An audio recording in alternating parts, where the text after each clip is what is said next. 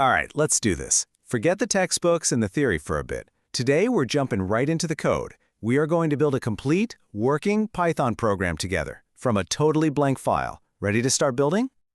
And that's really the whole idea today. If you've spent any time watching tutorials, it's time to make that leap from just being a learner to actually being a builder. We're going to write every single line of code together, and by the end of this, you won't have just watched something. You'll have a real working program that you created from scratch. So, what are we building? Our very first project is a classic, the number guessing game. Now, don't let its simplicity fool you. This thing is the perfect starting point because it's quick to build, but it cleverly introduces some of the most fundamental concepts in all of programming.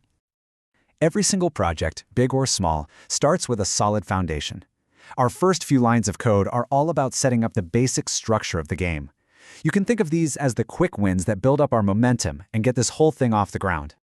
First things first, go ahead and open up your code editor and create a new file. Let's call it numberguess.py. Now, the very first line we're going to add is import random. This simple command is actually super powerful. It pulls in a whole library of Python tools designed for randomness, and we're going to use it right away. On the next line, type secret equals random.randint 1 to 10. And just like that, we've made a variable called secret and given it a random whole number between 1 and 10. Our game now officially has its secret. Okay, foundation is in place, the computer knows the secret number, but, the player has no way to interact with it yet. So now we're diving into the core game logic. This is the code that's going to bring this thing to life. To make this game actually interactive, we need a way to ask the player for their guess. And Python has this perfect built-in function called input. What it does is it shows a prompt, something like guess a number, and then it just pauses the whole program waiting for the user to type something in.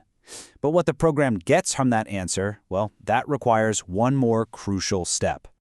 And this right here is a really key concept. The input function always gives us back text, what programmers call a string. So even if you type the number 7, the program sees it as the character 7, not the number 7. And you can't really compare a number to a character, right? So we have to convert it. By wrapping our input in this int function, we're telling Python, hey, treat this piece of text like a whole number, an integer. So now that we have the player's guess as a proper number, we can finally compare it to our secret. We do this with a simple if-else block. It's basically like asking a question. If the guess is equal to the secret number, then print correct. Else, which just means in any other case, print wrong. Go ahead, save the file, and run it. You've just built your very first piece of decision-making logic. How cool is that? Okay, so we have a working game. Kind of. The problem is, it's over in a flash. You get one guess, and whether you're right or wrong, the program just stops. And let's be honest, a guessing game with only one guess isn't much fun at all. Let's fix that. This is the big limitation we need to solve right now. The whole point of a guessing game is the guessing, right? The trying again. We need to create a loop, a way to repeat the ask and check part of our code over and over until the player finally gets it right. And the perfect tool for this job is something called a while loop.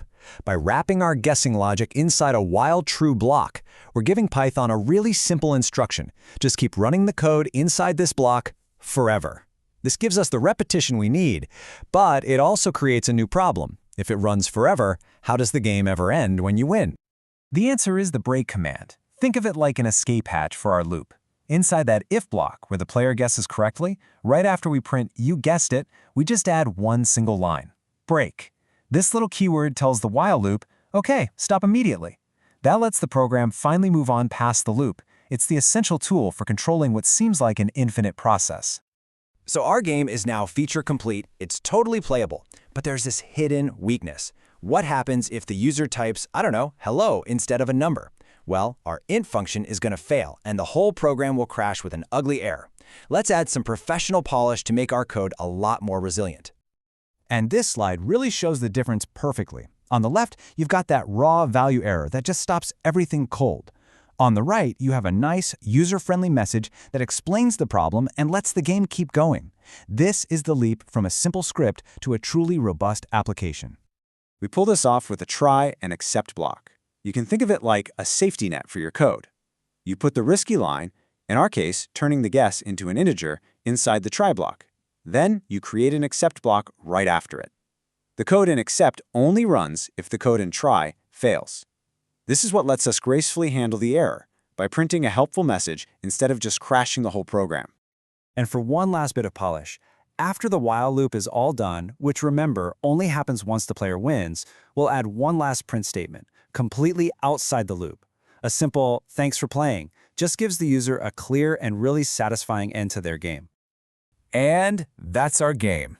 Seriously, take a second and look at the code you wrote.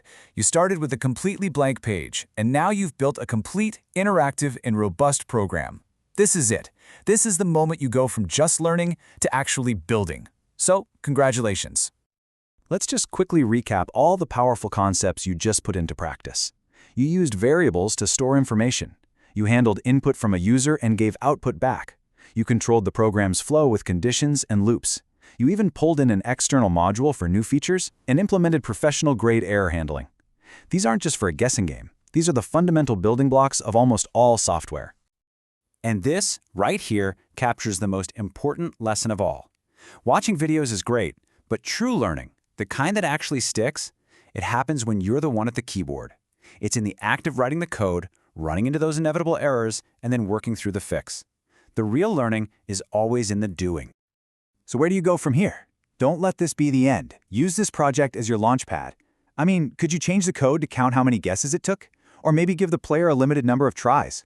What about adding difficulty levels? The code is all yours now, so tinker with it, break it, and then build it back up even better. Your journey is just getting started. I really want to leave you with this one final thought. It's easy to think a small project like this doesn't matter, but it is so important. Every single professional developer out there started with a project just like this one, some simple little script that taught them the fundamentals. You are on the exact right path. The only question left is, what are you going to build next?